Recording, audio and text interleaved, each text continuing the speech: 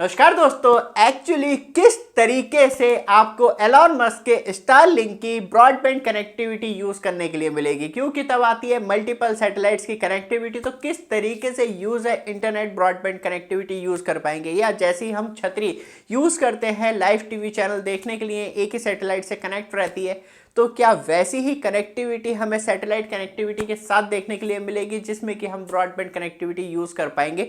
और यूजर कैसे multiple satellite connectivity use कर पाएंगे, एक सबसे बड़ा सवाल ये भी बनता है, क्योंकि तब इतनी सारी सैटेलाइट लो ऑर्बिट में छोड़ी जा रही हैं, जो मिनिमम डिस्टेंस जो है वो 2000 किलोमीटर है। मतलब आपको इंटरनेट जो है वो 2000 किलोमीटर से आसमान से कनेक्टिविटी मिलेगी।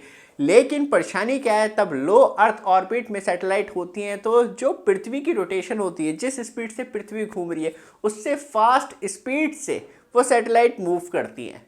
तो अब परेशानी क्या है कि एक सैटेलाइट फिक्स करके कंटिन्यू रोटेशन पे नहीं घुमा सकते। तो यहाँ पे एक्चुअली एलॉन मस्क की सैटेलाइट सर्विस किस तरीके से वर्क करती है और किस तरीके से स्टारलिंक मल्टीपल यूजर्स को मल्टीपल सैटेलाइट से कनेक्टिविटी प्रोवाइड करवा दी। क्योंकि इंडिया में बात करी जाए तो जियो और एयरटेल के साथ उतर रही है, तो यहाँ पे यूजर्स को भी समझने वाली बात है कि किस तरीके से कनेक्टिविटी मिलती है। क्योंकि जो वीडियो शेयर की गई है वो खुद एलॉन मस्क के द्वारा की गई है कि उनका स्टारलिंक कनेक्टिविटी किस तरीके से वर्क करती है और कैसे वो मल्टीपल सैटेलाइट्स पे कंटिन्यू मूव करती है। चलते हैं सीधे लाइव डिटेल पर और जानते हैं। बट आप हमारे चैनल पे फर्स्ट टाइम आए हैं, चैनल को सब्सक्राइब, वीडियो को लाइक कीजिए रेगुलर अपडेट के लिए। बाकी आपको हमारा व्हाट्सएप ग्रुप भी मिल जाएगा, जैसे कि आप रेगुलर अपडेट के लिए ज्वाइन कर सकते हैं। इसी वीडियो डिस्क्रिप्शन में लिंक दे रखा है। वापस आते हैं टॉपिक पे और चलते हैं सीधे लाइव वीडियो पे जो एक्चुअली एलॉन मस्क के द्वारा शेयर की गई है।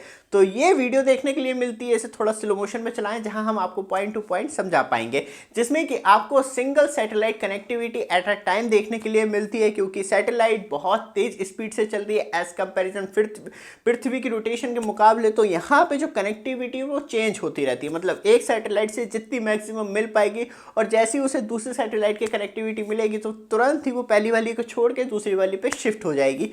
और तब बात करी जाए तो तब आप इंटरनेट यूज़ कर रहे हो या स्पीड टेस्ट कर रहे हो, तो वहाँ पे आपको जो डाउनलोडिंग स्पीड है वो 322 Mbps की और अपलोडिंग स्पीड बहुत ज़्यादा डल रहती है। याद रखना 19 Mbps की, मतलब ऑफिशियल वीडियो में भी बहुत ज़्यादा कम रखी गई है।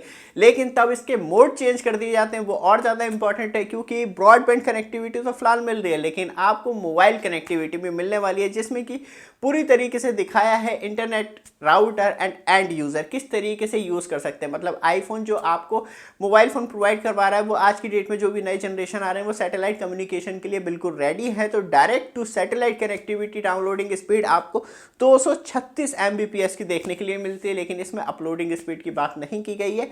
और तब आप किसी राउटर या एक्सटर्नल डिवाइस के द्वारा इंटरनेट स्पीड चेक करते हैं बाया सैटेलाइट, तो डायरेक्टली एलॉन मस्क के द्वारा, तो वहाँ पे आपको 585 Mbps की डाउनलोडिंग स्पीड मिलती है। इसमें भी अपलोडिंग स्पीड नहीं दिखाई गई है।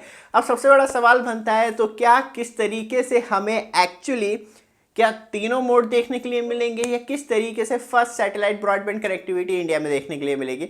तो आपको फर्स्ट ब्रॉडबैंड कनेक्टिविटी जो है वो normally point two point connectivity होगी, जिसमें कि आपको इसी तरीके से एक बाहर एंटेना दिया जाएगा, जिसमें कि आपको जियो या एयरटेल इंस्टॉल करके देगा और फिर आप ब्रॉडबैंड कनेक्टिविटी का इस्तेमाल कर पाएंगे।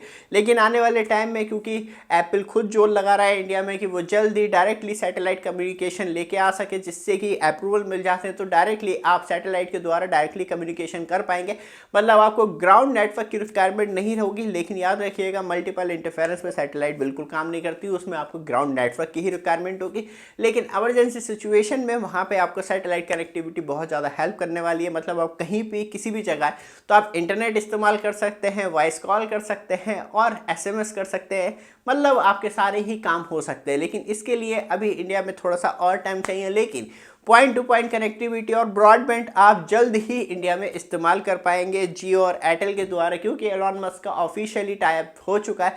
तो फाइनली आपको इस तरीके से पॉइंट टू पॉइंट कनेक्टिविटी मिलेगी। मतलब इंटरनेट चलाते हुए कभी कभी बंद हो जाए तो समझ सकते हैं कि हाँ, सैटेलाइट जो है एक सैटेलाइट से दूसरे सैटेलाइट पे मूव हुआ है।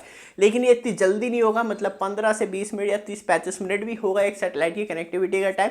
जैसे जैसे मूव करेगी फिर दूसरी सैटेलाइट पूरी प्रॉपर कनेक्ट हो जाएगी, फिर वहाँ से कनेक्टिविटी छोड़ेगी, क्योंकि यहाँ पे पे जो वीडियो हमने देखी वो एक्चुअली बहुत जल्दी देखी और इसमें हमें बहुत ही जल्दी स्पीड में दिखाया गया, लेकिन तब हम कनेक्टिविटी की बात करते हैं तो हमें हज़ारों किलोमीटर की रेंज कनेक्टिविटी मिलती है। तो इसलिए हमें ये नहीं है कि हर 5 या 6 मिनट में, कम से कम आधा 1 घंटा 1-2 घंटे भी हो सकते हैं, क्योंकि तब आप 2000 किलोमीटर की बात कर रहे हैं तो वहाँ पे वो बात करी जाए तो 1 किलोमीटर पर मिनट की स्पीड से भी चल रही है, तो 2000 प्लस एरिया आप कैप्चर करेंगे तो आपको बहुत एरिया मिलेगा लॉन्ग टाइम कनेक्टिविटी के लिए। ये वीडियो आपको अच्छी लगे, रेगुलर अपडेट के लिए चैनल को सब्सक्राइब, वीडियो को लाइक कीजिए। धन्यवाद।